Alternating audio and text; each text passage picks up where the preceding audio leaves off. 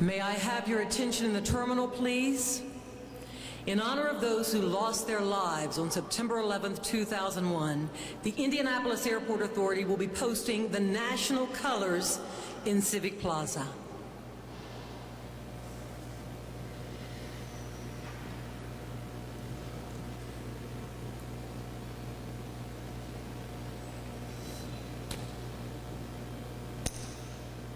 Detail, honor guard, adhere, hoop.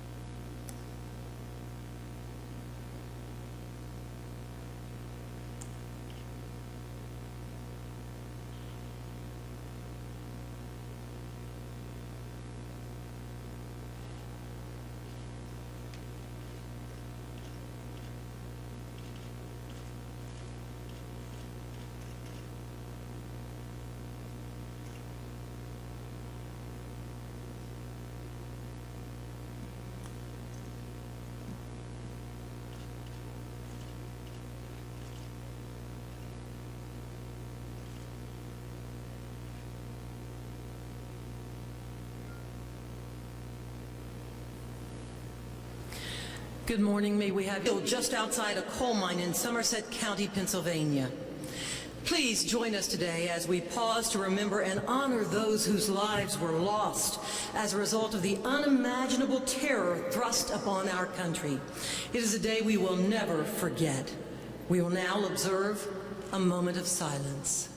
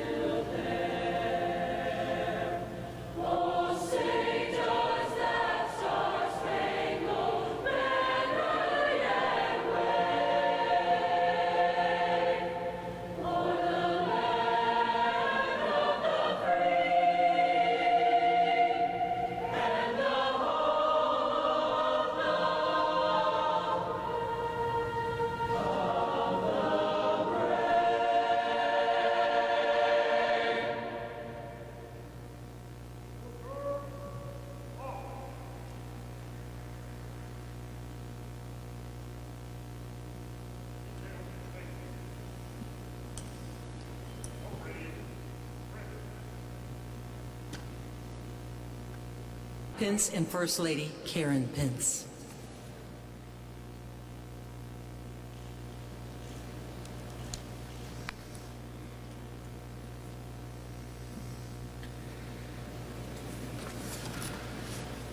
Thank you, Angela. To Mario and the wonderful team here at the Indianapolis Airport Authority for this wonderful tradition. To Chief Gentry, Airport Fire Department Chief, Airport Police Chief Reardon, to the wonderful Ben Davis High School Choir, and my fellow Hoosiers, whether you have paused here or made a point to come here, thank you. Thank you for taking a moment to remember, because it is September 11th again. Like every Hoosier and every American who has memories of that day, I will never forget where I was on September 11th. I was serving Indiana in the Congress of the United States, and my duties on that sunny morning took me to Capitol Hill 14 years ago this day. The sights and sounds are as fresh to me this morning as if they had happened yesterday. The U.S. Capitol hemorrhaging with people running in every direction, military aircraft and sirens overtaking all that was around us. The smoke, the churning brown and black smoke billowing from the Pentagon that obscured half of the sky over our nation's capital.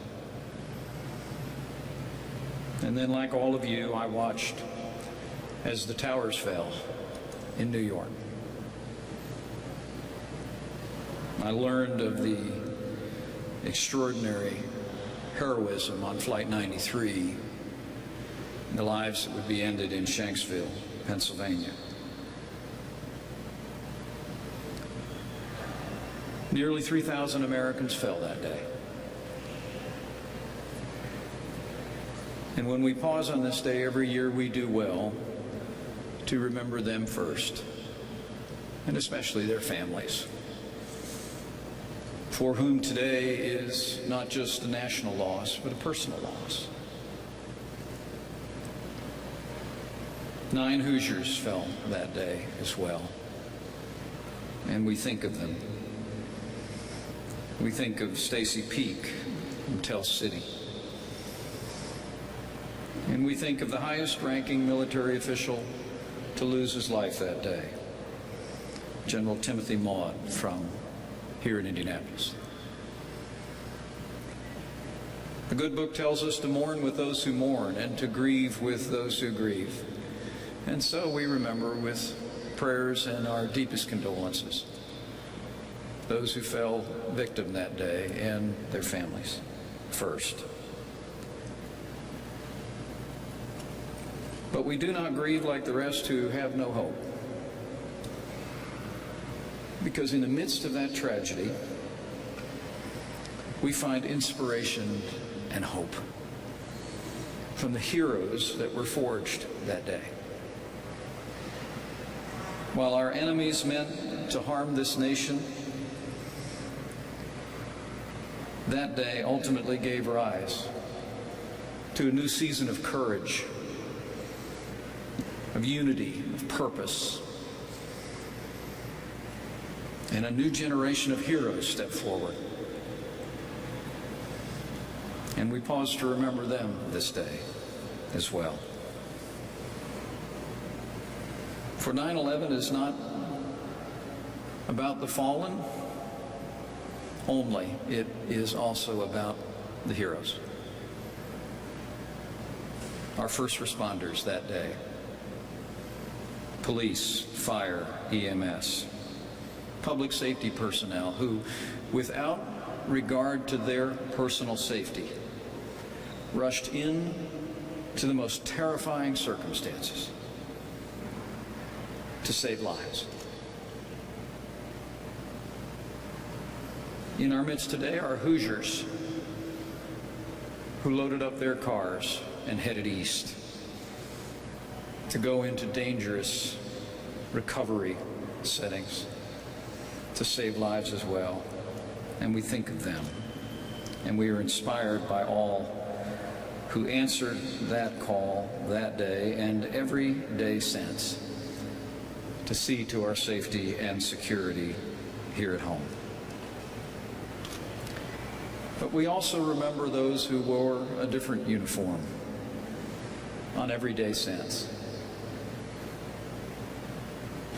That day on 9/11, I made it back to our little house in Washington, D.C. Our family was very young. Our children were 6, 7, and 8. Karen, who is with me today, and I felt it was important to talk to the children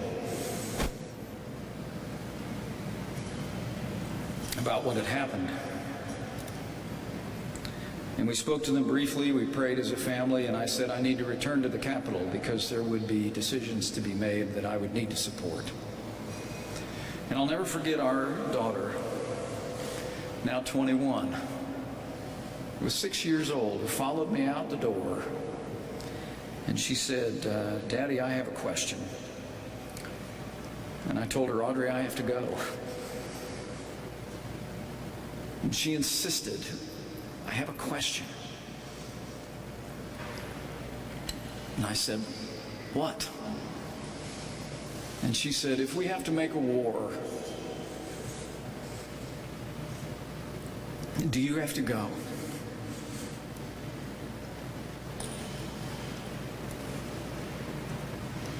It cut me at the knees. I went down on one knee, I threw my arms around her, and so I suddenly understood where her heart was in that moment, and I said, Daddy's too old. But every day since, I thought of all the daddies and the mommies who answered that question differently. And all of those who volunteered on the days that followed to go into places to confront our enemies without regard to their personal safety. And to them, this day belongs as well. To the soldiers, the sailors, the airmen, the Marines, the Coast Guard, to our great National Guard here in Indiana, who answered this day 14 years ago with courage, with selflessness, and with resolve. So it's 9/11 again, and we do well to pause and to pray and to remember the fallen and their families for whom this is a day of personal grief and heartache. We remember our first responders who that day and every day since, including this day, put on a uniform, walk out of their homes, kiss their families goodbye, and risk their lives without a thought for us when the need arises. And lastly, we remember this new greatest generation who have served with such courage and selflessness. And all of those at home and abroad whose service and sacrifice has kept our nation safe and free. May God bless the fallen and their families this day. May God grant his unique comfort this day to the families of those we lost. And may God grant a special measure of grace and gratitude to those who wear the uniform at home and abroad. Patriots all, we remember on this Patriots' Day. We will never forget 9/11. Thank you, and God bless you.